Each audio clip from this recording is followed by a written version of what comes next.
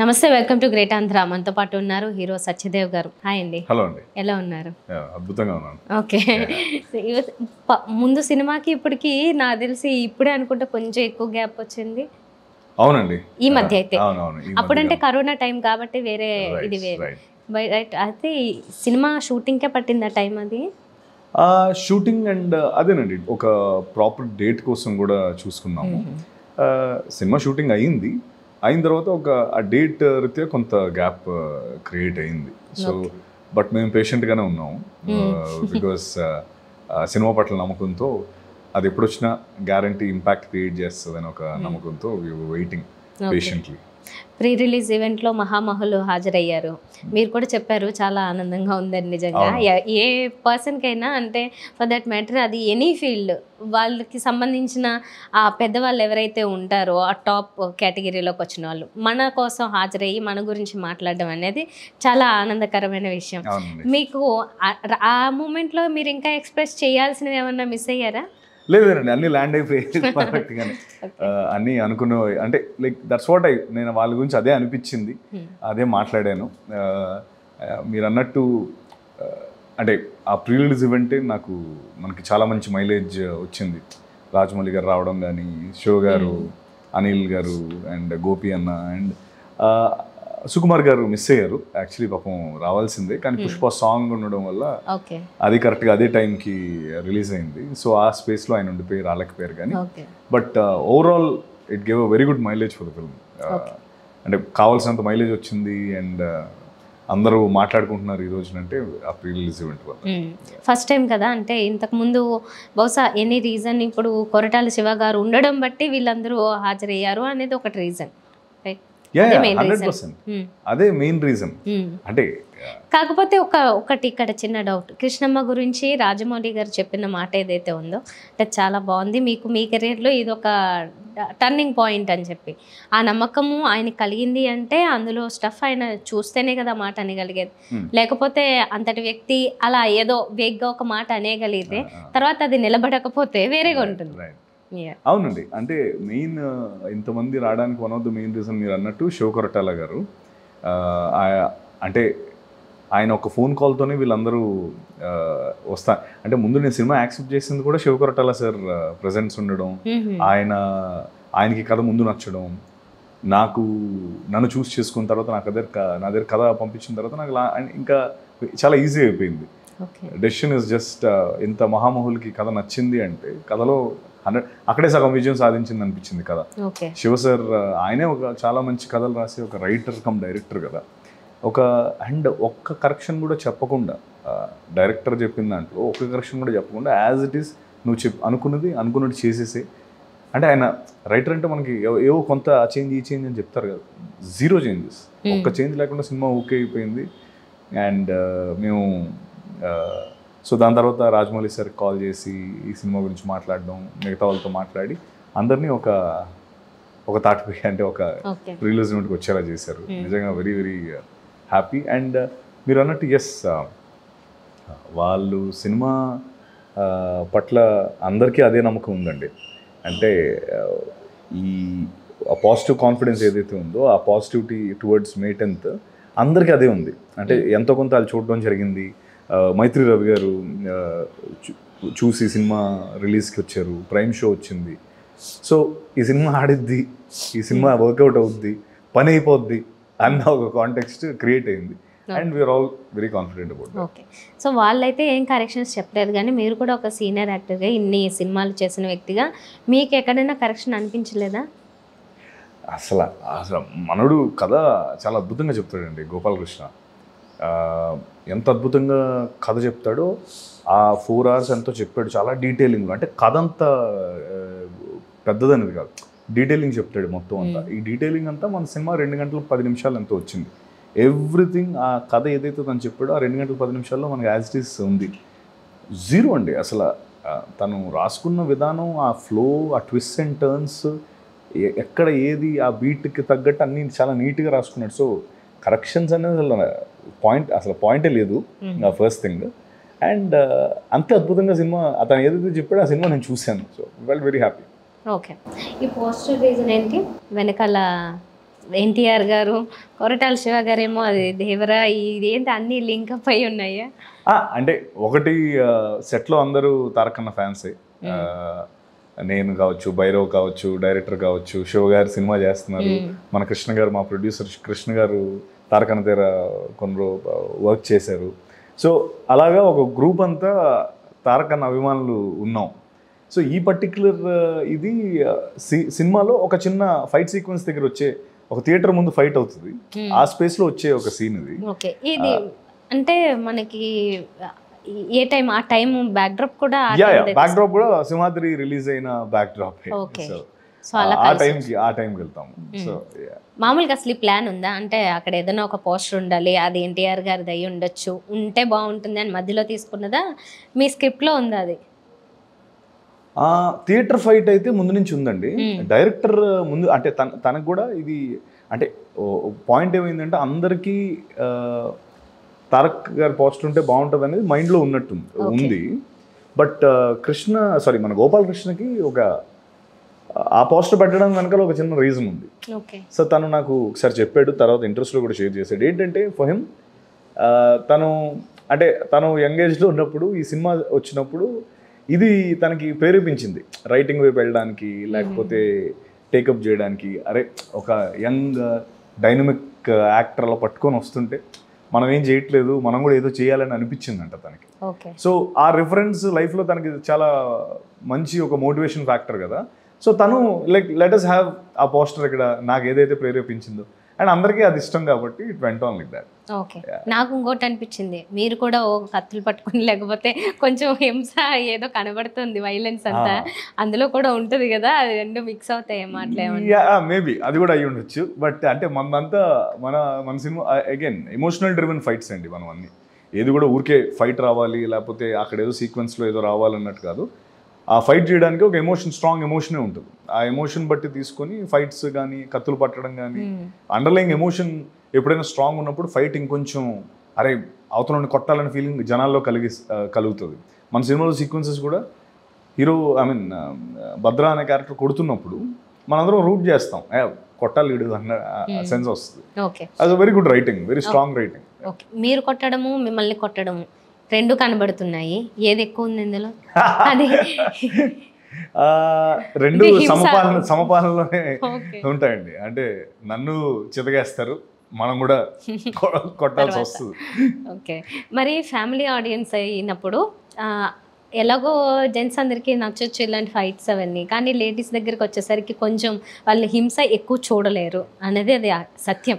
దాన్ని ఏమంటారు మీరు? నేను అది యాక్సెప్ట్ చేయనండి. ఎందుకంటే నాకు తెలిసిన చాలా మందికి ఫైట్స్ అంటే చాలా ఇష్టం, లేడీస్ ఫీమేల్స్కి. అంటే ఎక్కడో మరీ ఎక్స్ట్రీమ్ వైలెన్స్ అంటే మనం కూడా కొంచెం చిన్న ఇదవుతాం కానీ, బట్ ఒకటి నెంబర్ 1 ఫస్ట్ ఆఫ్ ఆల్ ఫీమేల్స్కి నచ్చదనేది లేదండి. ఇన్ఫ్యాక్ట్ వాళ్ళు ఇంకా ఎక్కువ ఇష్టం. రెండోది ఏంటంటే మన సినిమాలో అదే అన్నాను కదా, ఎమోషనల్ డ్రైవ్ ఉన్న ఫైట్స్. ఊరికే అప్పుడు కత్తిపట్టి లేకపోతే ఆయన ఇసిరేసి తోసేసి సంబంధం లేకుండా ఫైట్ కాదు, ఎమోషనల్ డ్రైవ్ ఉంటుంది. అంటే ఆ పాయింట్లో మనం ఫైట్ చేయకపోతే డ్రాప్ అవుతుంది.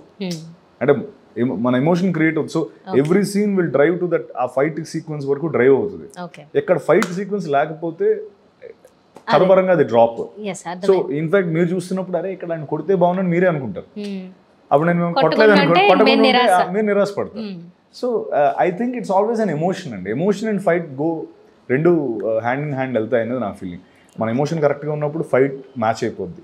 ఎప్పుడైతే ఎమోషన్ లేకుండా ఫైట్ ఉన్నప్పుడు ఎందుకు ఊరికే కొట్టుకుంటున్నారని ఫీలింగ్ వస్తుంది మనకి. సో ఫీమేల్ నో డౌట్ అండి, ఫీమేల్ అసలు అందరూ ఎంజాయ్ చేసే ఫిల్మ్ ఇది. అండ్ ఎస్పెషలీ నేను అన్నట్టు నా ఎక్స్పీరియన్స్లో ఫీమేల్స్కి ఎక్కువ ఫైట్స్ ఇష్టం. ఓకే సరే, అయితే ఈ సినిమా స్టోరీ ఇవన్నీ గమనిస్తే అంటే చూసినంత వరకు టీజర్ ట్రైలర్లో కొన్ని చాలా న్యాచురల్గా అంటే ఆర్గానిక్గా ఉన్న సీన్స్ లాగా అలా అనిపించాయి నాకు. ఇది వరకు మీతో కూడా చెప్పాను, ఉమామహేశ్వర ఉగ్రరూపస్య టైంలో అది చూడాలనిపించి చాలా వెయిట్ చేశాను అని చెప్పి, మళ్ళీ ఇందులో కూడా అలాంటి కొన్ని కనిపిస్తున్నాయి. అంటే ఇంకొక పక్క నాకు మొత్తం వైలెన్స్ కూడా కనబడింది, కొన్నేమో ఇట్లా కనబడ్డాయి. ఇది ఎలా ఉంటుంది అంటే ఏ పార్ట్ ఎక్కువ ఇస్తారు దీనికి? అంటే మీరు అన్నట్టు ఉమామహేశ్వర అన్నది కూడా మట్టిలోంచి వచ్చిన పాత్ర అండి. ఇది కూడా మట్టిలోంచి వచ్చే ఒక పాత్ర. అంటే మేబీ అందుకని మీరు కనెక్ట్ అయి ఉంటారు మేజర్లీ. మీరు అన్న మాట వాస్తవం. ఎందుకంటే నాకు కూడా ఆ మట్టిలోంచి క్రియేట్ అయ్యే పాత్రలు అంటే భద్ర లాంటి పాత్రలు, వించిపేటలో ఉండే ఒక భద్ర, అక్కడేమో ఉమామేశ్వరరావు ఒక ఫోటోగ్రాఫర్, ఎక్కడో అరకులో సింపుల్ లైఫ్. వీడిది కూడా వీళ్ళ లైఫ్ కూడా వెరీ సింపుల్ అండి. భద్ర, శివ, కోటి అనే ముగ్గురు కదా, వాళ్ళ జీవితంలో బిగ్గెస్ట్ డ్రీమ్ ఏంటంటే ఒక చిన్న ఫ్యామిలీ, ఒక కుటుంబాన్ని ఏర్పాటు చేసుకోవాలనేది వాళ్ళ జీవితంలో బిగ్గెస్ట్ డ్రీమ్. ఆర్ఫన్స్. అంత చిన్న డ్రీమ్ కూడా షాటర్ అయిపోతే లైఫ్ ఎలా మలుపులు తిరుగుతుంది, ఏంటి ఈ మలుపులు అనేది మన కథ యాక్చువల్లీ. సో అంటే నాకు కూడా ఈ మట్టిలో నుంచి క్రియేట్ అయ్యే పాత్రలు అంటే చాలా ఇష్టం అండి. ఎందుకంటే ఫస్ట్ ఆఫ్ ఆల్ ఎక్కువ మేకప్ ఏం వేసుకోకర్లేదు. కానీ మీకు మేకప్ వేసి ఇంకొంచెం డౌన్ చేయాలేమో కదా. నేను అంటే యూజువలీ చాలా తక్కువ, అసలు నేను ఎప్పుడో అడిగితే ట్యాన్ చేసుకోవడం, డీట్యాన్ చేసుకోవడం చేస్తాను. అంటే మామూలు దండి మీద ఉన్న చొక్కా వేసుకొచ్చేసి గడ్డం ఎలా పడితే అలా పెరిగి, జుట్టు ఎలా పడితే అలాంటి ఒక పాత్ర ఇది. సో నాకు అలాంటిది అంత ఫ్రీగా లైక్ ఎక్కువ దాన్ని ఏమంటారు కంటైన్ చేసుకొని సాఫిస్టికేటెడ్ రోల్ కాదు. Very free flowing Vinchipeta Bhadra and Vinchipeta పులి అంటారు. సో మేబీ మీరు అన్నట్టు ఏంటంటే ఆ అమాయకత్వం, ఆ ఇన్నోసెన్సీ క్యారెక్టర్స్లో గోపాల్ అంత గొప్పగా రాశాడు. చూడ్డానికి ఆ విజయవాడ కుర్రోళ్ళ చిన్న పొగరు ఉంటుంది, బట్ అంతే దీని మీద వాళ్ళకి ఇన్నోసెన్సీ కూడా ఉంటుంది. ఆ ఇన్నోసెన్సీ మీరు అబ్జర్వ్ చేస్తే ఈ ట్రైలర్లో వాటిలో కొంచెం ఆ ఇన్నోసెన్స్ కనిపిస్తూ ఉంటుంది. సో అంత అద్భుతంగా రాశాడు. Credit goes to Gopal. మాకేంటంటే అంత అద్భుతంగా రాసిన తర్వాత వచ్చి చేసేయడం చాలా ఈజీ, రాయడమే చాలా కష్టం. ఎన్నో ఏళ్ళ సంఘర్షణ, ఎన్నో ఏళ్ళు దాన్ని క్రియేట్ చేసి ఆ పాత్రను క్రియేట్ చేసి మన దగ్గరికి వచ్చినప్పుడు మనకు చాలా ఈజీ చేయడం. ఓకే, ఇది కొరటాల శివ గారు ఫస్ట్ టైం కదా ప్రజెంట్ చేస్తున్నారు అన్నారు. ఓకే, ఆయనకి నచ్చింది ఏమన్నారు? అంటే ఓవరాల్గా అది నచ్చొచ్చు, కాకపోతే ఒక స్పెసిఫిక్గా ఒక పాయింట్ ఉంటుంది అలా. అది ఇప్పుడు నేను చెప్పిన పాయింటేనండి. నేను చెప్పిన పాయింటే. అంటే ఎంతో పెద్ద డ్రీమ్స్, ఒక ఇల్లు, కారు, లేకపోతే 100 కోట్లు సంపాదించాలనేది వాళ్ళ డ్రీమ్ కాదు. ఒక ఫ్యామిలీని ఏర్పాటు చేసుకోవాలనేది ఒక డ్రీమ్. అంత చిన్న బేసిక్ నెసెసిటీనే వాళ్ళు క్రియేట్ చేసుకోలేనప్పుడు ఒక వాల్కనో ఎరప్ట్ అవుతుంది. అది కూడా సొసైటీ వాడికి ఇవ్వట్లేదు అన్నప్పుడు ఒక వాల్కనో ఎరప్ట్ అయ్యి how this film goes, twist and turns, like అది శివగారికి బాగా అద్భుతంగా నచ్చిన ఒక పాయింట్. అండ్ శివగారికి నచ్చిందంటే ఎంతో కొంత నావెల్టీ ఉండాలి. ఆయన చేసిన సినిమాలు బట్టి శ్రీమంతుడు కావచ్చు, భరత్ అనే నేను, లేకపోతే జనతా గ్యారేజ్, అందులో ఎక్కడో మనం సినిమా తీస్తున్నప్పుడు సొసైటీకి ఎంతో కొంత ఇవ్వాలి, గివింగ్ బ్యాక్ టు సొసైటీ అనే కాన్సెప్ట్లో ఉంటాయి ఆయన స్టోరీస్. సో ఇది నచ్చిందంటే ఇన్ఫ్యాక్ట్ అంతే గొప్ప కథ అని ఆయన నమ్మాడు. ఓకే, ఇందులోంచి వచ్చే మెసేజ్ ఏంటంటారు? అంటే నాకు ట్రైలర్లో చూసినప్పుడు నాకు అర్థమైంది, అంటే ఒక లాయర్ ఇంత పెద్ద కేసో తెలుసా మీకు, తెలియకుండానే ఒప్పుకున్నారా అంటే మీరు బహుశా మీ సర్వైవల్ కోసము చిన్న చిన్న కేసులను ఒప్పుకుంటూ అలాగా జైలుకి వెళ్ళొచ్చేస్తారు, పెద్ద కేసులో అనుకోకుండా ఇరుక్కుపోయారు, ఇట్లాంటివి చెయ్యొద్దు అనే దానికి ఏమన్నా మెసేజ్ ఉందా? నో, అంటే ఆనెస్ట్లీ అంటే మీకు అది అలా మెసేజ్లో అనిపించిందా? ఓకేనండి, అలా అర్థమైనా కూడా మంచిదే. బట్ మన మెసేజ్ అనేది స్పెసిఫిక్ ఏదైనా మెసేజ్ ఓరియంటెడ్ ఫిల్మింగ్ కాదండి. బట్ అంతర్లీనంగా ఐ థింక్ మోర్ ఇంపార్టెంట్లీ ఒక ముగ్గురు ఆర్ఫన్స్ కథ కదా. అరే ఒక ఫ్యామిలీని ఏర్పాటు చేసుకోకుండా సొసైటీ వాళ్ళని ఇచ్చేస్తుంది అన్నదే మెయిన్ కోర్ పాయింట్. అది ఎవరికి ఎలా రీచ్ అవుతుందో మనకి అంటే like end of the day cinema ఆడితే చాలండి నాకు. అంటే మెసేజ్ ఇవ్వకపోయినా అంటే నేను ఏ స్పేస్లో ఉన్నానంటే నాకు ఉన్న దాంట్లో ఇప్పుడు నేను మేట్ అంతా హిట్ కొట్టాలి. ఎందుకంటే నాకు అది ఆడితే నేను ఇంకా గొప్ప సినిమాలు చేసే నాకు ఆస్కారం దొరుకుతుంది. ఎందుకంటే చాలా సినిమాలు అక్కడి వరకు వచ్చి లాస్ట్ మినిట్లో బడ్జెట్లు లేకపోతే బడ్జెట్ సరిపోక సినిమా కొంచెం పెద్దదైపోవడం, బడ్జెట్స్ చిన్నవైపోవడం వల్ల, మార్కెట్ కొంచెం ఇంకా సెట్ అవ్వకపోవడం వల్ల, ఇలా చాలా చాలా వేరు రీజన్స్ వల్ల నేను కొన్ని సినిమాలు వదులుకోవాల్సి వచ్చింది ఇష్టం ఉన్నా కూడా. సో నాకు అప్పుడు అనిపించింది ఏంటంటే అంటే అర్జెంటుగా మనం ఒక సక్సెస్ అన్నది వస్తే ఆటోమేటిక్గా మనకి ఇంకా బాగా నచ్చే సినిమాలు, జనాలకి ఇంకా బాగా పర్ఫార్మెన్స్ ఓరియంటెడ్ సినిమాలు కావచ్చు, లేకపోతే వాళ్ళకి ఇంకా అద్భుతంగా నచ్చే సినిమాలు ఇంకా ఎక్కువ చేయొచ్చు. So more than anything it's a responsibility that this film has to work. అంటే నౌ ఇట్స్ మోర్ రెస్పాన్సిబుల్. ఈ సినిమా ఆడాలి అన్నదానికి మోర్ దెన్ ఎనీథింగ్ రెస్పాన్సిబిలిటీ అనేది జోడైంది ఇప్పుడు. సో ఓకే, అయితే మిమ్మల్ని అందరూ ఒక వాక్యంతో పొగుడుతుంటారు. ఫస్ట్ మీరు మంచి యాక్టర్ అని చెప్పి, అందరికీ అది సాధ్యం కాదు. అంటే వాళ్ళు డిఫరెంట్ ఫామ్స్లో మేబీ ఆ ఎక్స్ట్రా క్వాలిటీస్ కలిగి ఉండొచ్చు, కానీ మెయిన్ ఒక యాక్టర్కి కావాల్సింది మంచి యాక్టర్ అనేది ఇంపార్టెంట్, వెరీ ఇంపార్టెంట్ అది. సో మీకు కరెక్ట్ డైరెక్టరో లేకపోతే మీరు అనుకున్న ఆ బడ్జెట్ మూవీనో పడక అక్కడ అదేదో ఆ బోర్డర్ దగ్గర ఆగుతున్నారు అని అనుకుంటున్నారా మీరు? డైరెక్టర్ పడక నేను అనుకోనండి. ఎందుకంటే నేను ఇప్పటివరకు చేసిన డైరెక్టర్స్ అందరూ కూడా అంటే నేను చాలా అదృష్టవంతుల్లో భావిస్తాను. ఎందుకంటే వాళ్ళకి నేను అవకాశం ఇవ్వడం కాదు, వాళ్ళే నాకు అవకాశం ఇచ్చారు. గోపాల్ డెబ్యూటెంట్. గోపాల్ లేకపోతే నాకు ఈ కథ లేదు. తను అంత గొప్పగా నమ్మాడు సత్య అయితే ఈ కథలో బాగుంటాడు అని. సో నేను అది I feel lucky that debutante still. నేను ఏ టర్మ్స్లో అడిగానంటే, ఇప్పుడు చాలామంది రాజమౌళి గారు వచ్చి మీ గురించి పొగుడుతూ మాట్లాడిన తర్వాత కామెంట్స్లో కానీ చాలామంది ఎక్స్పెక్టేషన్ రాజమౌళి గారు సత్యదేవ్ అన్న కాంబినేషన్ ఉంటే ఎలా ఉంటుంది అని చెప్పి ఇలాగా ఒక ఎక్స్పెక్టేషన్స్ ఉన్నాయి. అలా జరిగితే ఇంకా అసలు లైఫ్ మారిపోద్ది కదా. అయ్యో 100% అండి. ఎవరొద్దంటారు, అదొక huge dream. But I think 100% అవి జరుగుతాయండి. బట్ ఎప్పుడంటే మనకంటూ ఇప్పుడు ఆయన చేసే ఫిల్మ్స్ కానీ లేకపోతే రాజమౌళి గారి కాదు, ఎవ్రీ బిగ్ డైరెక్టర్ వాళ్ళు చేసే సినిమా స్పాన్ పెద్దది ఉంటుంది, బడ్జెట్స్ పెద్దగా ఉంటాయి. మన మార్కెట్ ఆ బడ్జెట్కి రీచ్ అవ్వనప్పుడు మనకు ఆ సినిమాలు అప్పుడే రావు. సో మనం హిట్ కొట్టేలో సక్సెస్ సాధించినప్పుడు మన బడ్జెట్స్ పెరిగినప్పుడు ఆటోమేటిక్గా చేస్తారు. అంటే వాళ్ళు ఎవరు చేయకపోవడానికి రీజన్ ఏమి ఉండదండి. It's just that I have to set my market right. ఇది మరి ఆ బాధ్యత నా మీద ఎక్కువ ఉంది. నేను తొందరగా ఒక మంచి సినిమా చేసి బాగా మంచిగా ప్రేక్షకుల ఆదరణ పొందితే I can do better films. And why not, మీరు అన్నట్టు maybe I dream, it's a dream, definitely it's a dream to work in Rajamouli sir's film. Hopefully నిజం అవుతుంది. ఓకే, ఫార్చునేట్లీ ఆర్ అన్ఫార్చునేట్లీ అందరూ కొంతమంది బిగ్ హీరోస్తో ప్రతి డైరెక్టరు కొన్ని ఇయర్స్కి అలా ఫిక్స్ అయిపోయి ఉన్నారు టైమ్స్. అంటే వాళ్ళ షూటింగ్ టైమ్స్ కదా, తొందరగా ఎవరితోనన్నా ఒక సినిమా మీలాంటి హీరో చేయాలన్నా లేకపోతే ఒక డైరెక్టర్ ఇంకో హీరోతో చేయాలన్నా టైం సరిపోవట్లేదు. ఈ మధ్య మనకి టైం స్పెన్ ఏంటో ఫాస్ట్గా మూవ్ అయిపోతుంది. 2 ఏళ్ళు 3 ఏళ్ళు ఒక్కొక్క సినిమాకి అంతంత టైం పడుతుంది. ఇంకో సినిమా చేయడానికి అవకాశం రావట్లేదు. పోనీ మీకు వస్తే కనుక ఎవరితో ఎక్కువ మీకు చేసే అవకాశం ఉంది? అయ్యో, అది అంటే ఆనెస్ట్లీ టఫ్ టు ఆన్సర్ అండి. ఎందుకంటే మీరు అన్నదానికి ఆన్సర్ నాకు తెలుసు. ఎంతో డబ్బు పెడతారు కదా, ఆ డబ్బు తాలూకా ఎంతో డబ్బు తీసుకొని వచ్చి ఓ సినిమా చేయాలి, ప్రేక్షకులకి తీసుకెళ్ళాలన్నప్పుడు కొంచెం టైం పడుతుంది, విచ్ ఇస్ అండర్స్టాండబుల్. బట్ నేను ఎవరితో చేయొచ్చు అన్నది వాళ్ళని అడగాలండి, నాకు తెలియదు. బికాస్ నాకు అందరితో చేయాలని ఉంటుంది 100%. నాకు అంటే ఎవరైనా కొద్దిగా ఆ మూవ్ కనిపించింది ఎవరి నుంచి అయినా? అంటే మూవ్ కాదు కానీ పూరి జగన్నాథ్ గారు ఎప్పుడు అంటారు, నాకు నువ్వు తొందరగా ఏదో ఒకటి చేసి మార్కెట్ తెచ్చేసుకో, మన ఇద్దరం కలిసి చేద్దాం కదా. అంటే ఇచ్చారండి ఆల్రెడీ, జ్యోతిలక్ష్మి అనే సినిమా ఇచ్చారు. ఇప్పుడు ఆయనకున్న రెస్పాన్సిబిలిటీస్, ఆయనకున్న ఏవో ఉంటాయి వెనకాతల క్లియర్ చేసుకోవాలి. Every one has got an own problem. ఇప్పుడు ఇవ్వకపోవడానికి ఏం రీజన్ లేదు, ఆయనకి చేయాలని 100% ఉందంటున్నాను నేను.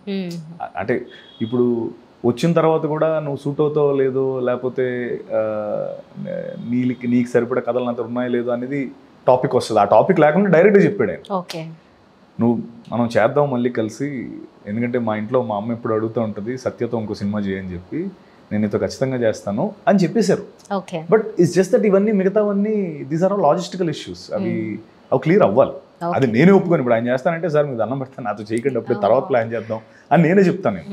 సో బట్ మీరు అడిగిన క్వశ్చన్కి అయితే పూరి సార్ ఎప్పుడు కలిసినా కూడా మాట సరదాగా అంటారు, మనం చేద్దాం సత్య అని. ఎప్పుడు పడినా లేచే ఒక్క డైరెక్టర్గా ఆయన్ని చూస్తుంటారు అందరూ చాలా మంది. ఇక్కడికి రాలేదు ప్రీ రిలీజ్ ఈవెంట్ కి? ఆయన బాంబే షూట్ లో ఉన్నారండి, డబుల్ స్మార్ట్ షూట్ లో ఉన్నారు. అది సర్వేగంగా నడుస్తుంది అండ్ ఫైనల్ స్కెడ్యూల్ లో ఉన్నారు. సో నాకు తెలిసి మంత్ ఎండ్ కి అయిపోతుంది, సినిమా అయిపోతుంది అనుకుంటా. సో ఆ పనిలో ఉన్నారు, లేకపోతే వచ్చేవారు, కంపల్సరీ వచ్చేవారు. ఇప్పుడు హాలిడేస్ కలిసి వస్తాయి అనుకుంటున్నారా? May 10th రిలీజ్ అంటే మనది సోలో రిలీజ్ ఉంది కదండి. So Mythri and prime show వాళ్ళు కూడా అదే ఫీల్ అయ్యారు, సోలో రిలీజ్ ఉంది. జస్ట్ 13th ఒక్కటి మేబీ ఎలక్షన్స్ వల్ల కొంచెం ఏమో ఉండొచ్చు కానీ, but I think full run బాగుంటుంది మనకి, ఆ డేట్ అయితే చాలా బాగుంటుందని అది చూస్ చేశారు. హాలిడేస్ ఉన్నాయి అండ్ ఎండలు కూడా ఉన్నాయి కాబట్టి థియేటర్ కొంచెం చల్లగా ఉంటుంది, హ్యాపీగా. అండ్ సినిమా కూడా మంచి సినిమా, సో అన్నీ కలిసి వస్తాయి.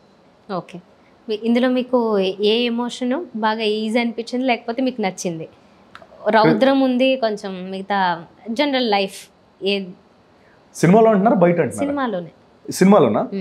అదేనండి, మీరు నాకు అన్నారు కదా ఒక అంటే ఇందులో ఉన్న మెయిన్ ఆస్పెక్ట్ ఏంటంటే బయటికి చాలా రఫ్ ఫెలోలా కనబడతాడు, పొగరున్న భద్రాలా కనబడతాడు, కానీ తనకి యాక్చువల్లీ వెరీ ఇన్నోసెంట్ ఫెలో.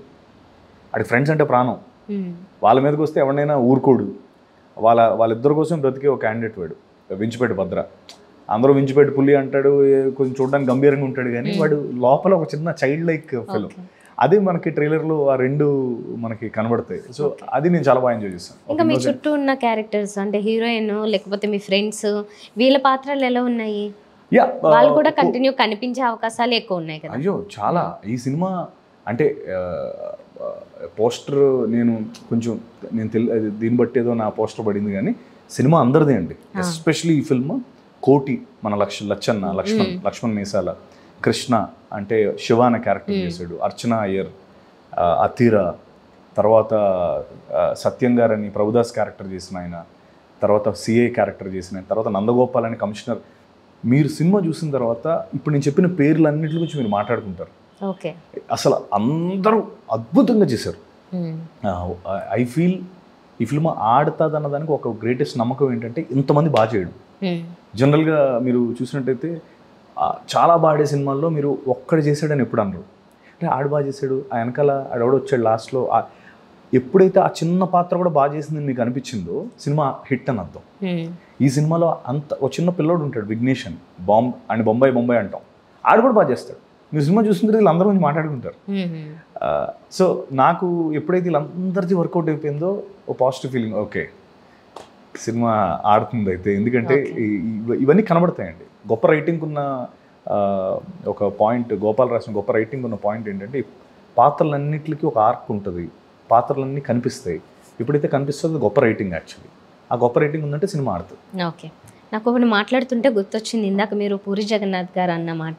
మీ సినిమా నాకు తెలిసి బ్లఫ్ మాస్టర్ రాగానే ఆయన తీసుంటే మీ కెరీర్ వేరే స్టైల్లో వెళ్ళిపోయేదేమోనని. బ్లఫ్ మాస్టర్ చాలా మంచి మూవీ, అసలు చాలా మంచి స్టఫ్ ఉన్న సినిమా, నిజానికి మంచి స్టోరీ.